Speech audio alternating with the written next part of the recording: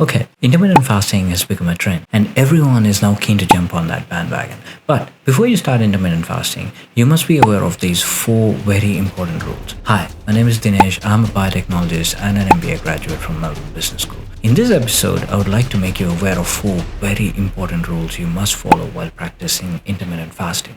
Without any further ado, let's get into it. Welcome to Success Science, where we unlock the secrets to achieving your full potential and living a life of health, wealth, and success. Okay, so rule number one. If you don't want to put that weight back on, start counting your calorific intake right now. Let me explain why this is very important. From the time of your last meal, after 8 hours, digestive system runs out of food. After 12 to 14 hours, your body runs out of glucose and starts using glycogen for fuel. When the blood insulin drops to the lowest, gluconeogenesis kicks in. Fat burning only starts at this point. So, if a person fasts for 16 hours, they are essentially using fat for energy in the last 3 hours of their fasting window. And that too, it's not 100% fat. Some of the energy comes from glycogen too. Average person uses about 80 kilocalories per hour.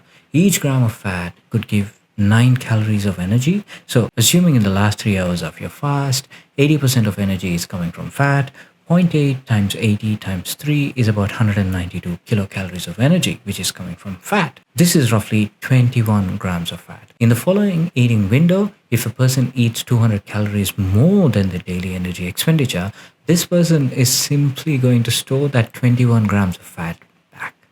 Let me tell you, it is incredibly easy to eat 200 surplus calories. You can eat even 2000 surplus calories. It's super easy. Therefore, one must count calories and make sure they maintain a calorific deficit to avoid storing back that burnt fat. Rule number 2, exercise. Weight loss without exercise is extremely dangerous.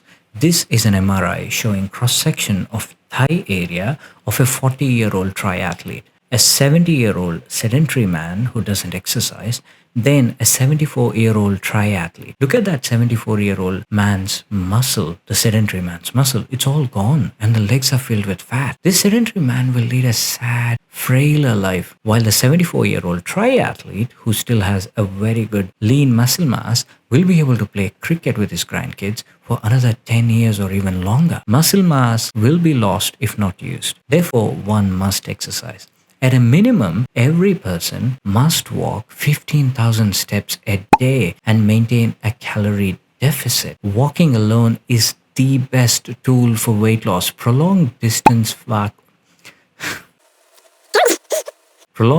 walking will activate legs, glutes, and core muscles. Other than walking, one can do bodyweight squats to failure and push-ups at home. Like 10 reps, 5 sets is good enough to get the blood flowing. This will help you retain the muscles that you already have. Calisthenics is great, yoga, anything will do the job. So exercise is a must to retain your muscle. You don't want to be that annoying old man, right? Building muscle and burning fat at the same time is a different ballgame. I have recently done a video on this. I will post the link in the description. Please check it out. If you are enjoying this video, please hit that like button and also hit that subscribe button, as that will help the channel a lot. At the same time, YouTube will also promote my videos so others can benefit from this content. Now, rule number 3, eat sufficient calories. Weight loss without sufficient calorific intake is even more dangerous. You may now say, what? Why are you asking me to eat while on a diet? Well, dieting doesn't mean that you deprive your body of essential nutrition. Let me explain. What you're seeing here is a high-level breakdown of my total daily energy expenditure on a gym day. What you see on the other side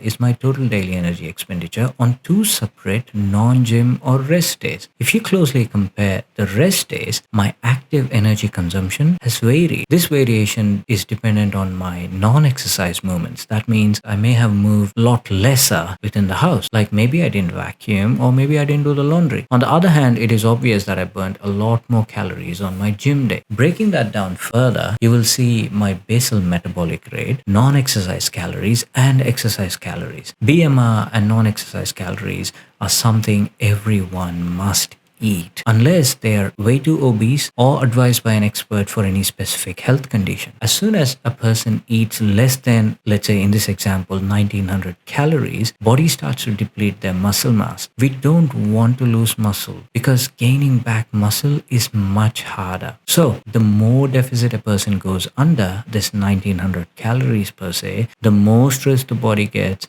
and starts to compromise on essential vital processes such as repair of organs, also leads to hormonal imbalances, testosterone goes out of the window, cognition is impacted, and whatnot. So, eat sufficient calories because you don't want to lose muscle, but you only want to lose that fat. At the same time, you want to lose muscle and not compromise on your well being, which is regulated by your hormones and your gut microbiome. So, you must have high protein, lower carb, and low fat diets. Seeking expert advice is the best thing you could do before you jump into things. Or if you want to take a deeper dive on how too much calorific restriction impacts well-being, I'm currently working on a script for a video on that topic. So hit that subscribe button if you want to see it. Rule number 4, avoid refined and starchy carbs and eat nutritional wholesome foods. Avoid sugars, donuts, sweets, etc. Limit starchy carbs such as breads, pastas, and also limit saturated fats such as ghee, cheese, or any animal-based fat. Eat more plant-based foods. This will help your gut microbiome to thrive and ultimately makes you smarter. You must eat at least 30 different plants every week. You may ask, why should I avoid sugars and starchy carbs? Are all calories not the same? I will say no, absolutely not.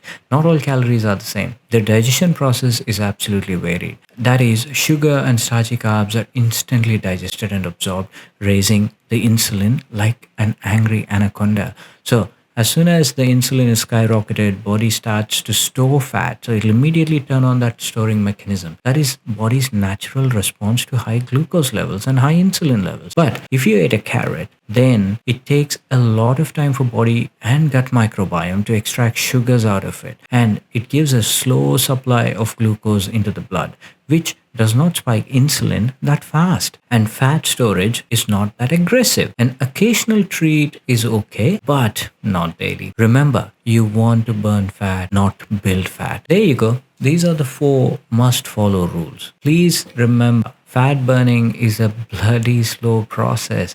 21 grams a day. So that means 200 grams a week. You have to maintain patience through the process. You have to trust the process. Just looking at the weighing scale, looking at the numbers is not sufficient because the weighing scale is not telling you whether you're losing fat or whether you're losing muscle. So losing weight itself is not important. Losing fat is important. You have to retain your muscle. Muscle burning is very easy, but you want to protect every bit of it. Weight management and fat burning is better managed as a lifestyle than a race. It is a slow journey. Weight management and fat loss must become your everyday easy habit like brushing teeth and must be enjoyable at the same time. I hope this video has helped you understand the serious implications and risks of improper dieting and fasting. In my channel, I share a lot of healthy eating tips, science-based methods for weight management and keeping yourself motivated to achieving those goals. So make sure you hit that subscribe button to not miss out on any of the future exciting content. If you have any further questions, please put them in the comments below and I will answer as soon as I can. Until next time, take care and stay healthy, please.